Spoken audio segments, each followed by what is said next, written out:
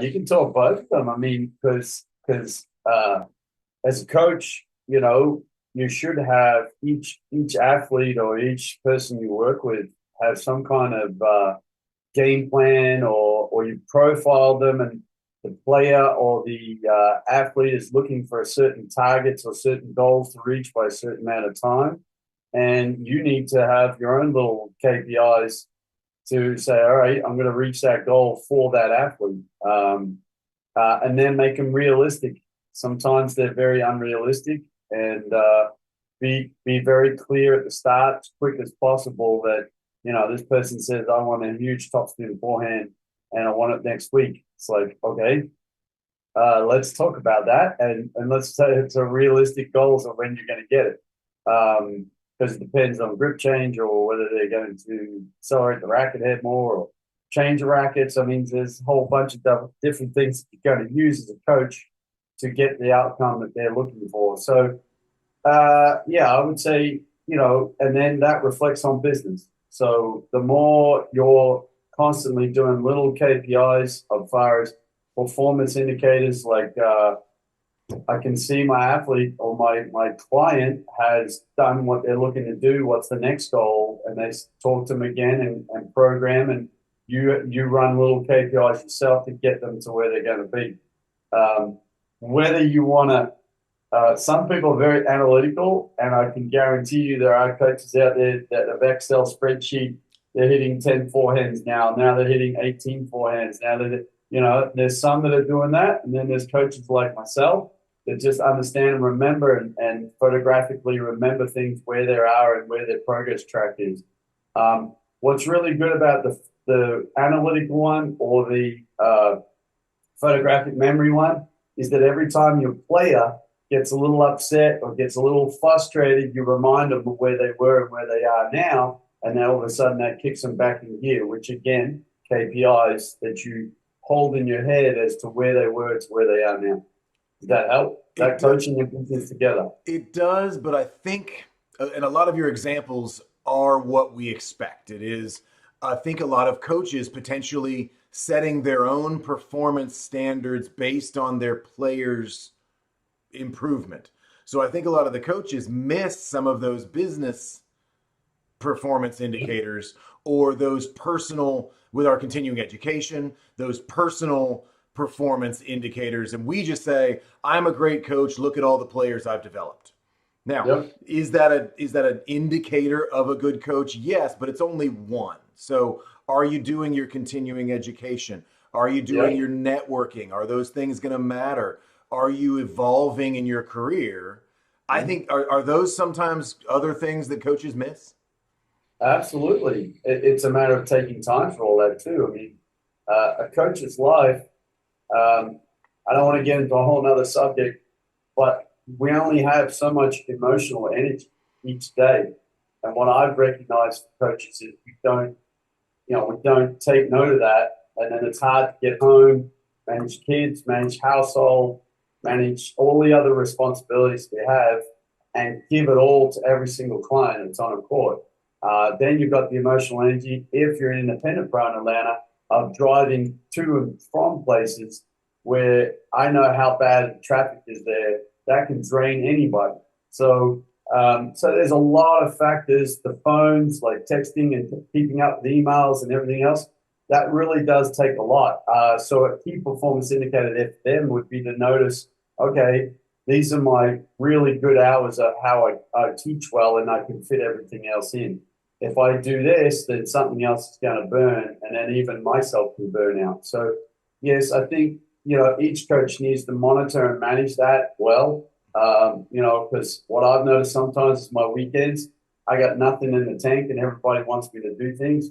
And it's just like, sorry, man, like everyone got me all week, and it's a little unfair that the people close to you kind of get you on your weekend, but you got to reboot and get ready for another weekend. So, yeah, I guess you could do some KPIs there, and sort of look at, okay, really, how do I balance this out? And then it comes down to your balance sheet, which is basically saying how much money you really need to make. Because you can say, all right, I need this many hours. And if I'm not getting that, then I'm not balancing the books. So, I don't know if that answers what you're talking about. Yeah, it does. And it brings up two other things. You talk about the family side. So, Yeah, do you have a performance indicator there that says, is your yeah, wife happy? yeah, Right? So in that case, there's a performance. This is part of you. Is your wife yeah, happy yeah, that you're working so much or that you're making it home for dinner every once in a while? We're tennis guys. We miss a lot of dinners because we're yeah, on court 4 to 9 p.m., right? So yeah, those kinds of things, it isn't just grinding and saying, "Yeah, honey, but I got this player and they're going to go on tour." It's like, "Okay, great, but you missed dinners and your kids are 6 now. Like, you haven't seen them in a while." And right, it could be worse. We've heard all the horror stories of how the job can affect the home life. So there is that one as well. But when we look at a business and we say, okay, we're going to look at these key performance indicators and say, okay, I made X and that's 7% more that I made last year. I'm going to call that a success. I said, well, that's one number. And the question yeah, is, how much harder did you work? Is there an efficiency there? yeah, And from a Go Tennis point of view or from a podcast point of view, we say, how can we help you be able to improve some of those numbers so you can get home for more dinners? Can some yeah, of these guys not just look at the books and say, how many hours can I teach?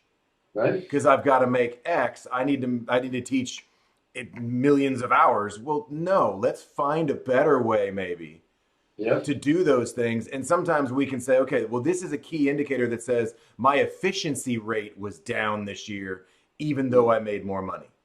mm-hmm.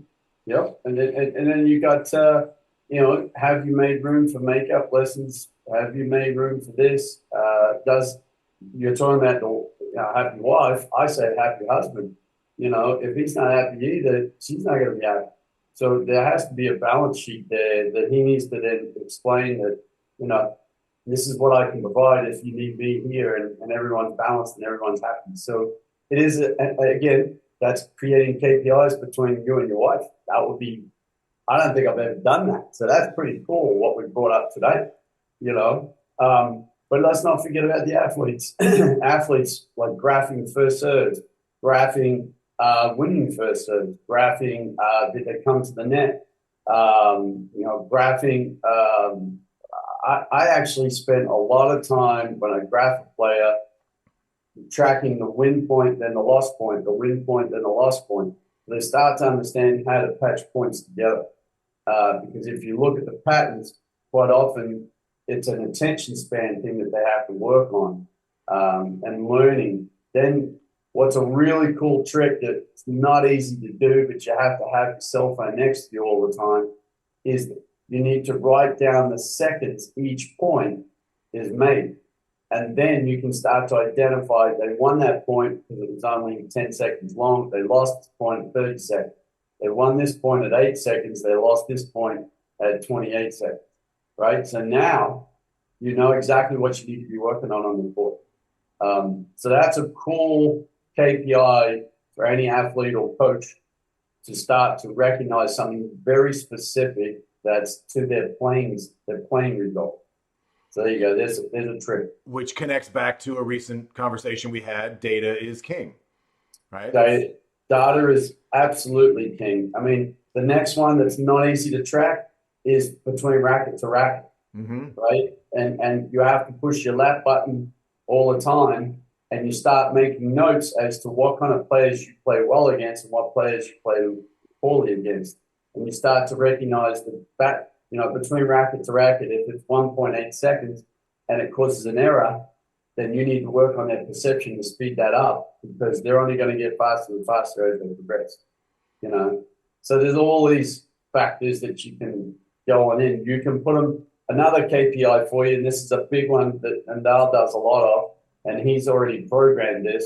Is you put a polar, a heart rate monitor on your athlete and get them playing, and you start to chart their heart rate when it wins and when they lost, win and then when they lost.